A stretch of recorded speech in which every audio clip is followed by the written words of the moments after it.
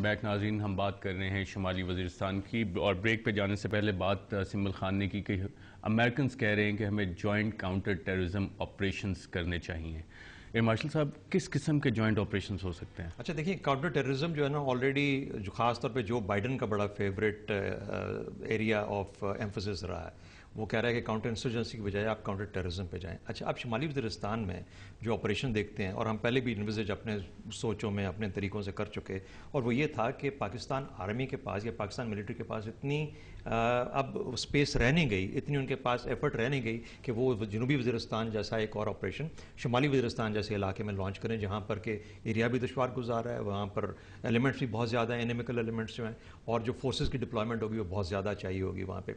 इस वक्त गालिबन 30,000 के करीब फौजी कहा जाता है ऑल टोल्ड वहाँ पे मौजूद है। अच्छा, अब उसका फिर तरीका क्या था? उसका तरीका ये था कि उस किस्म की जंग की जाए जिस तरीके की अफगानिस्तान में जंग हो रही है, यानी आप टारगेटेड ऑपरेशंस करें, आप आइडेंटिफाई करें उन ग्रुप्स को या उन इंडिविजुअल्स को या उस किस्म के ग्रुप ऑफ इंडिविजुअल्स को जो कि आपके लिए मेजर, जिससे कि आप एक इफेक्ट क्रिएट कर सकते हैं, और वो इफेक्ट आप क्रिएट कर सकते हैं by carrying out counter terrorism, not counter insurgency. और काउंटर टेररिज्म का मतलब ये होगा कि आप इस्तेमाल करेंगे इंटेलिजेंस बेस्ड ऑपरेशंस होंगे। देखिए, ड्रोन्स ऑलरेडी उस एरिया के अंदर काफ़ी ज़्यादा एक्टिव हैं, अमेरिका के ड्रोन जो आते हैं। अब आपके पास क्या चॉइसेस हैं? ड्रोन तो आपके पास है नहीं, आप गालिबन अपनी एयरफोर्स को यूज़ कर सकते हैं उस एरियाज़ के अंदर टारगेटेड ऑपरेशंस के लिए। कुछ इनके पास कैपेबिलिटी है प्रिसीजन बॉम्बिंग की, प्रिसीजन उसकी, ये आप कर सकते हैं। कुछ आप ग्राउंड बेस्ड ऑपरेशंस कर सकते हैं, खासतौर पे targeted towards a particular area. Air marshal साहब, मैं आपको यहाँ पे इंटरप्ट करके सिर्फ core commander Peshawar lieutenant general Asif Yasin Malik के ख्यालात बताना चाहूँगा, जो कि कहते हैं कि सवाल ही नहीं पैदा होता कि हम कोई जॉइंट ऑपरेशन करें। आइए देखते हैं। ये सवाल किया गया था कि हम यहाँ पे जॉइंट ऑपरेशन करेंगे या नहीं करेंगे, या करना चाहते हैं या नहीं करना चाहते। इसका सवाल ही पैदा नहीं होता। एक इंटरनेशनल बॉर्डर मौजूद है, उस बॉर्डर से इस तरफ मेरी रिस्पॉन्सिबिलिटी है, पाकिस्तान आर्म फोर्सेस की रिस्पॉन्सिबिलिटी है, और हम उसके केपेबल हैं और वो कर सकते हैं। सो अगर हम उस तरफ जाके ऑपरेशन नहीं करना चाहते तो इस तरफ भी कोई ऑपरेशन की किसी की ज़रूरत नहीं है, और हम जब ज़रूरत पड़ी इंशाअल्लाह खुद ऑपरेशन करेंगे। हमारा अपना ये सरजमीन है, इसका दिफा हमारा है काम, और हम कामयाब रहे।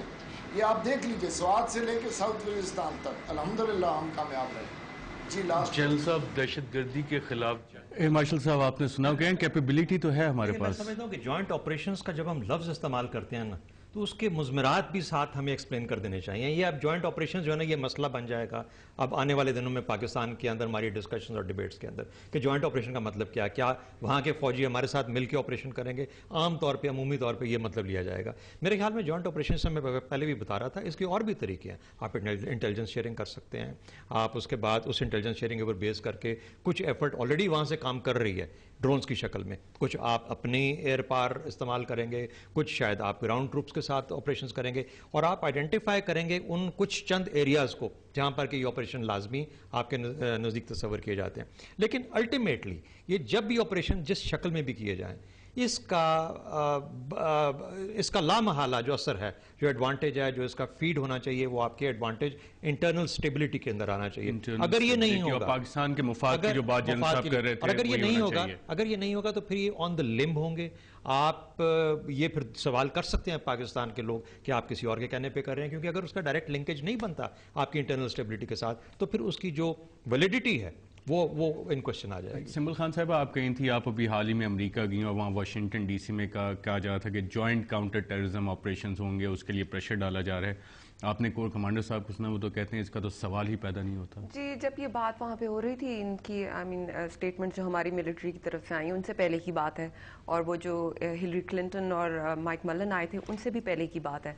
वहाँ पे भी मेरा भी और कुछ और लोगों का भी ये ख्याल था कि ये जिस तरह की हमारी आपस की इस वक्त रिलेशनशिप जा रही है, स्पेशली पोस्ट OBLF है, आपस में थोड़ा सा कोल्डनेस है, बॉडी लैंग्वेज में कोल्डनेस है, मिलिट्रीज में आप जिस पॉइंट का मिसट्रस्ट स्पेशली डेवलप हुआ है, स्पेशली इंटेलिजेंस लेवल पे, और हमने उनको ये भी कहा है कि हमें आपके जितने इंटेलिजेंस ऑपरेटर्स हैं पाकिस्तान में, उनके नंबर रिड्यूस करें, जो स्पेशल ऑप्स के लोग हैं उनके नंबर्स रिड्यूस करें, जो ट्रेनर्स हैं मिलिट्री ट्रेनर्स जो काउंटर टेररिज्म ट्रेनिंग देते हैं उनके भी नंबर्स रिड्यूस करें।